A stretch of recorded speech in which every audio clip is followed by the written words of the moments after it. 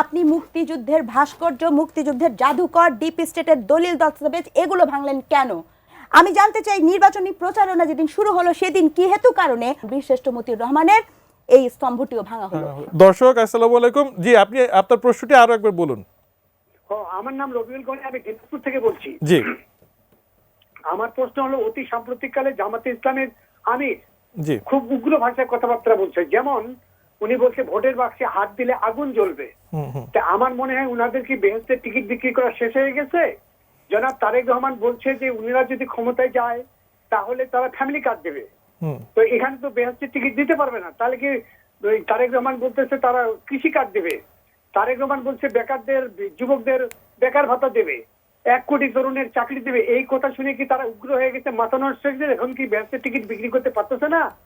এবং জনাব নাহিদ ইসলাম ইদানিং খুব খুব উগ্র ভাষায় কথাবার্তা বলতেছে। এগুলো কিসের লক্ষণ বহন করে? আচ্ছা, অসংখ্য ধন্যবাদ। আপনার প্রশ্নটি আমরা বুঝতে পেরেছি। দুজন দর্শক আসলে মোহাম্মদপুর থেকে যিনি প্রশ্ন করেছিলেন তার প্রশ্ন দিয়ে আসতে চাই। বিরতিতে যাবার আগে স্নিগ্ধার জন্য আপনার সঙ্গে কথা হচ্ছিল। আপনার বক্তব্যে আপনি বলছিলেন যে নির্বাচনী প্রচারণায় অভিনবত্ব আপনি দেখছেন না, এবং অনেকটা একই সুরে আমাদের ওই দর্শক বলছেন যে নির্বাচনের প্রচারণাকে ঘিরে যা হচ্ছে আশেপাশে, সামনে আসলে কি সংকেত দিচ্ছে, গ্রহণযোগ্য একটা নির্বাচন হবে কিনা, আদতেও এই দুই দল এখন যে হারে নির্বাচনী প্রচারণা চালাচ্ছে, পরবর্তীতে কেউ যদি সরে যায় নির্বাচনের কি হবে, আপনার কি মত?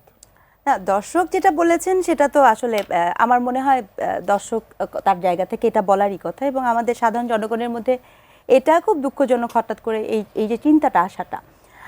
কেউ সরে গেলে ইলেকশন হবে কি হবে না, এই আলাপটা একটা, আমি মনে করি এটি ভীষণ রকমের, আমি বারংবার একটা কথা বলেছি, আমি আজকেও সচেতনভাবে বলি, এই যে ত্রাসটা, এই ত্রাসটা খুবই পলিটিক্যালি প্লটেড একটা ত্রাস। অর্থাৎ এই ইনসিকিউরিটিটা পলিটিক্যালি আমাদের মাথার ভিতরে ঢোকানো হচ্ছে, এবং এটি খুব সচেতনভাবে দুটো পক্ষ করছে। একটি পক্ষ যারা এই মুহূর্তে এই ইসেতে নাই, ইলেকশনের মধ্যে পার্টিসিপেট করতে চাচ্ছে না, যেটা তার করারই কথা, যেহেতু আপনি তাকে পার্টিসিপেট করতে দিচ্ছেন না, এটাই সে করবে, এটাই তার রাজনীতি। সো এটা মানে তার জন্য এটাই উপপদ। আরেকটা পক্ষ যাদের ভীতি আছে যে আমি নির্বাচনে জয়ী না হতে পারি, আমার জয়ী হওয়ার সম্ভাবনা নাই, এই দুই পক্ষ এই ধরনের একটি বক্তব্য বাজারে দেওয়ার চেষ্টা করছেন। তো এই যে সংকটটা তৈরি হয়েছে, কোথায় সংকটটা তৈরি হয়েছে, যে এটা জনমনে বোঝাটা খুব জরুরি। এবং আমি খুব অবাক হচ্ছি যে এই প্রচারটা আমি দেখতে পাচ্ছি না, যে কথাটা আমি আপনাকে তখনও বলছিলাম যে প্রচার হবার কথা কিন্তু খুব ভিন্ন, কিন্তু প্রচার হচ্ছে এমন একটি বিষয় নিয়ে যেটি একই সাথে ভীষণ রকমের সেন্সিটিভ এবং ভীষণ রকমের মানুষকে ম্যানিপুলেট করার একটা হাতিয়ার। ঐতিহাসিকভাবে হিস্টোরিক্যালি সাউথ এবং সাউথ ইস্টে, এই এশিয়া মহাদেশে এই ধর্মটাকে ব্যবহার করা হয়। এখন প্রশ্ন হচ্ছে, আপনি যে এখানে ব্যবহারটা করছেন, আমার এই মুহূর্তে দেশের সকল প্রকার বিনিয়োগ বন্ধ, বাইরের মানুষজন ইনভেস্ট করতে পারছে না, দেশের ইকোনমি স্থবির হয়ে আছে, বাংলাদেশি স্টুডেন্টসরা, আমার নিজের স্টুডেন্টসরা যারা দুদিন আগেও বিদেশ যেত, তারা এখন বিদেশ যেতে পারছে না বিকজ তাদের ভিসা বন্ধ হয়ে আছে।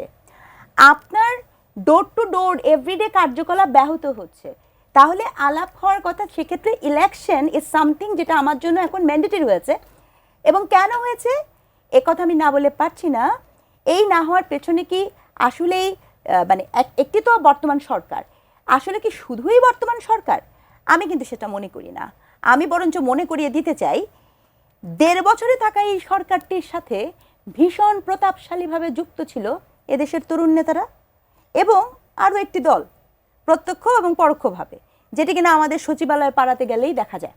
হ্যাঁ, ডিসি থেকে শুরু করে সকলকে দেখা যায়। মাঝে মাঝে বলে না তারা, একটিবার সুযোগ দেন। আমি তখন দেখছি যে বিএনপি বলতে চাচ্ছে যে 71-এ দেখেছেন। আমার কথা হচ্ছে, ভাই আমি 71-এও দেখি নাই, আমি একটিবার দেখি নাই, কিন্তু আমি 2024-এর পর থেকে গত 1.5 বছর দেখেছি, এবং সেই দেখাতে আমি ভীত শুধু না, আমি শঙ্কিত। কোথায় শঙ্কিত? আমি আমার রাষ্ট্র নিয়ে শঙ্কিত, আমার দেশ, আমার পরিচিতি, আমার ভাষা নিয়ে শঙ্কিত। আমি দেখেছি যে জিন্না বাংলা ভাষায় কথা বলতে দেয় নাই, সেই জিন্নাকে উদযাপন করা হয়েছে। আমি দেখেছি এই বাংলাদেশ গোলাম আজমের বাংলাদেশ কবে, কখন, কিভাবে হয়েছে এই স্লোগান দিতে। আমি দেখেছি আপনি 32 ভেঙেছেন, আপনার নানাবিধ কথা বলে, কিন্তু প্রশ্ন হয়েছে আপনি মুক্তিযুদ্ধের ভাস্কর্য, মুক্তিযুদ্ধের জাদুকর, ডিপ স্টেটের দলিল দস্তাবেজ এগুলো ভাঙলেন কেন? কি কারণে? কোন পাকিকরণের প্রক্রিয়ার অংশ হিসেবে নাকি আপনার দায়িত্বকরণের প্রক্রিয়ার অংশ হিসেবে? আমি জানতে চাই নির্বাচনী প্রচারণা যেদিন শুরু হলো সেদিন কি হেতু কারণে মতিউর রহমান, শহীদ মতিউর রহমান, বীরশ্রেষ্ঠ মতিউর রহমানের এই স্তম্ভটিও ভাঙা হলো? এইগুলো কোথা থেকে এসছে? এগুলো দেখার জন্য ৭১-এ যাওয়া লাগে না। আমি খুবই গ্রেটফুল। কাজে বিএনপি যে বলে যে ৭১ দেখেছেন, আই এম ভেরি সরি, ৭১ পর্যন্ত যাওয়া লাগবে না। আপনি শুধু ২৪ থেকে এই পর্যন্ত বাংলাদেশে যা যা হয়েছে সেটুকু দেখান, বাংলাদেশের মানুষ বুঝে যাবে কি হয়েছে।